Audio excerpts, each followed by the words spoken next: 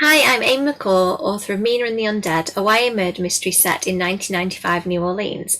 I've got a short extract to read you from near the beginning of the book, which is where Mina has just arrived in New Orleans and gone through a horror movie experience called The Mansion of the Macabre, and she's just about to enter the last room. "This is our most popular exhibit," Libby began. "The Interview with the Vampire Room. My favourite book, the perfect finale."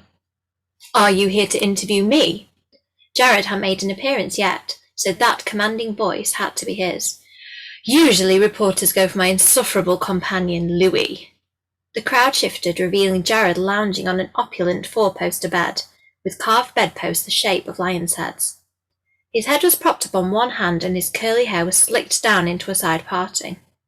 Smudgy black lined his eyes, and white powder obscured his bronzed skin. His mouth was red and slick, with fangs sinking into his lower lip. "The tour is over, Lestat," Libby said, striding towards the exit. "He thrives on this," Della murmured into my ear. All of a sudden, it was heating up in there. Jared slid off the bed and leaned against the door.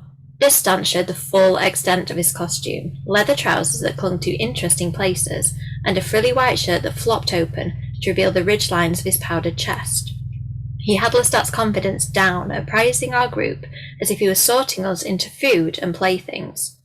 I was happy to be both. Libby played her part well, positioning herself in front of us with her hands on her hips. Some girls shifted so she wasn't blocking their view. Monsters with beautiful faces were infinitely intriguing. "Allow me to play with one and the rest may leave." Jared licked his wet lips. "I'll take that one." He extended his open hand towards me. The crowd parted to a chorus of mumbles split between sighs of relief and grumbles of disappointment. Jared's fingers curled up in preparation for mine. He wasn't supposed to touch the customers, but I had no complaints. He took my hand and pulled so hard that I bumped into him. Even though I wasn't a damsel willing to be dragged around, I had no desire to fight this.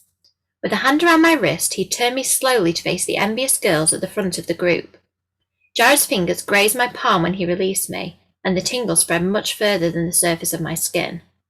Waiting with Jared behind me was unbearable. Though he didn't touch me, I sensed his warmth, not sure what he was going to do next. It was all part of the act, but every one of my muscles tensed, waiting for his touch. He flipped my hair back, and I closed my eyes, torn between embarrassment and wanting. One bold fingertip skimmed the hollow of my throat, and I was done. He was playing a part, but I wanted him for real.